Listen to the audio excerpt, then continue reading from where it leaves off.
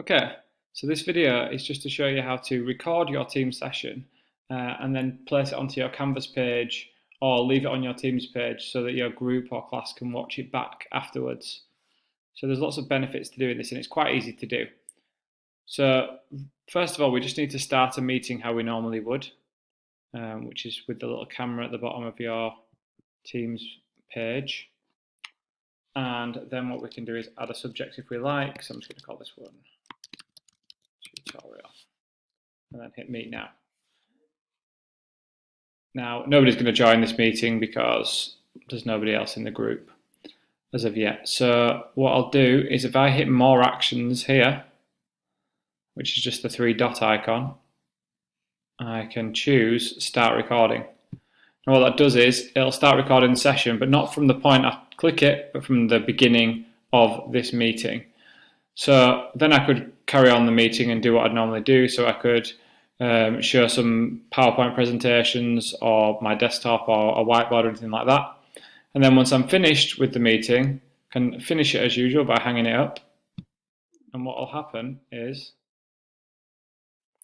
the meeting will be recorded and it'll display here on the Teams page in the same way that it would have done when it was live, but you can watch this back later. So if your students miss the class, they can then come and watch this video later at a later date or later in the day. And after a few minutes, it'll appear on the screen and you'll see that I can click on this video now and it'll show me that same video replaying back. What it uses is a program called Microsoft Stream to upload it. It's kind of like Microsoft's version of YouTube. So you can see this is the little video I made before, just of me talking dead quick. So that video's there. What I can do is with that, I can either look at it in Microsoft Stream, or if any of my students come back later, they can click on it and they can watch that video if they missed the session from earlier.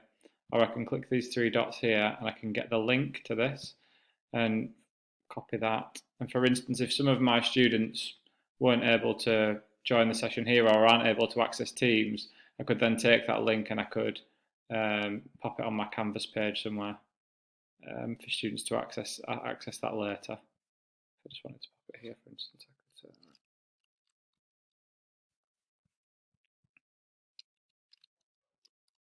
I could just put that link in there and go.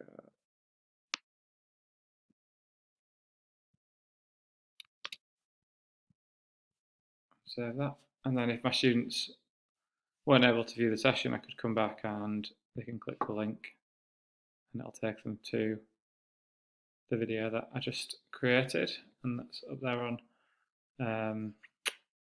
on Microsoft Stream. Once I'm in Microsoft Stream, the other option is I could get the embed code here. Just to go through that again. So if I'm on my video on Microsoft Stream, how to get to that, you can do it from your Teams if you just go open in Microsoft Stream, and it'll take you to that video page that I just had open.